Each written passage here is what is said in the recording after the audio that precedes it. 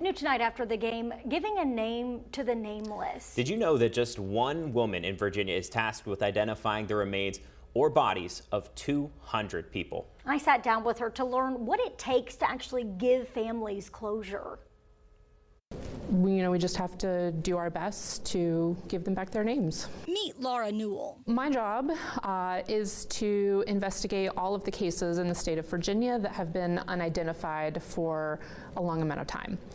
And a long amount of time is relative. Laura is the long-term unidentified coordinator for the Virginia Department of Health. Her job is to literally try and give people back their identities. Most of the cases that come my way, we have no presumed identity.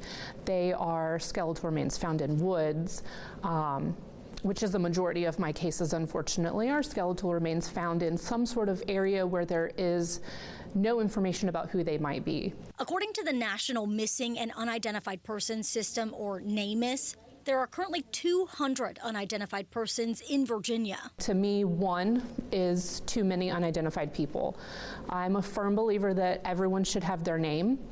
When someone is referred to me, it hurts a little, that they have gone through this, that they are dead in whatever manner of death they experienced. They did it without someone knowing their name. Laura is tasked with identifying them all. She says when they get to her, all leads have been exhausted.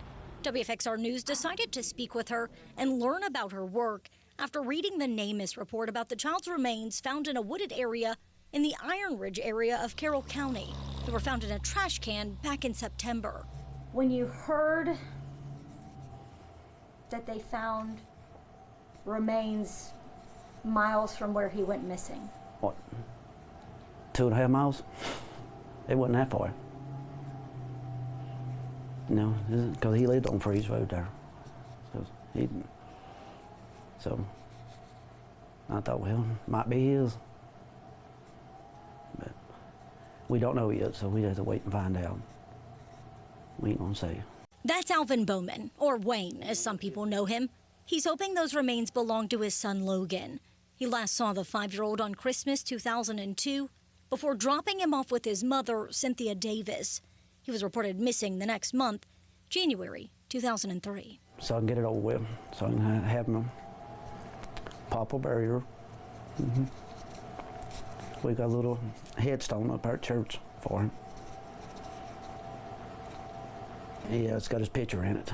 The following year, Davis entered an Alford plea in Grayson County Circuit Court, meaning she did not acknowledge guilt, but agreed there's enough evidence to convict her of child neglect and homicide in connection with Logan's death.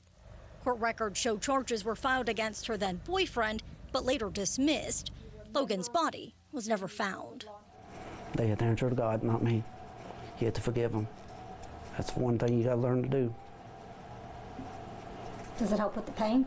Oh yeah, yeah. And talking about it sometimes helps a lot. A lot of people says, you need to get over it, but you can't. You can't get over it.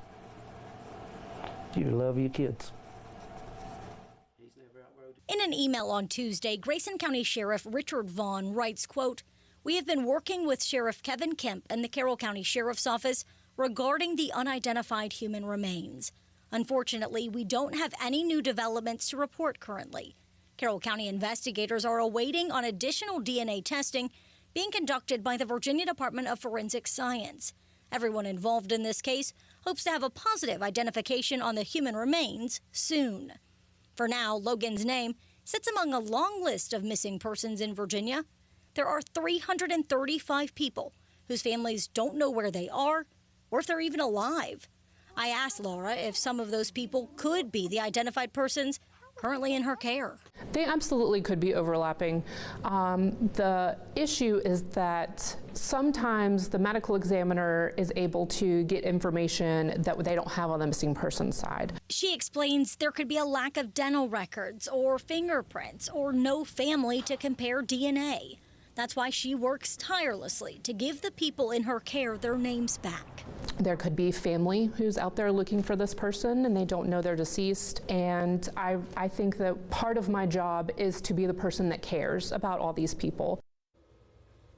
Now, she told me that in the next couple of months, she's hoping to have press conferences in different parts of Virginia to show people who the unidentified persons are from their communities. Yeah, the FBI has done facial approximations to show different likenesses, which they hope will eventually jog someone's memory. And bring families closer. Yep. Also new tonight after the game, the ongoing response to recent violence in Roanoke. As we've been reporting, residents on Hunt Avenue especially tell WFXR News that they're scared amid frequent shootings in their neighborhood.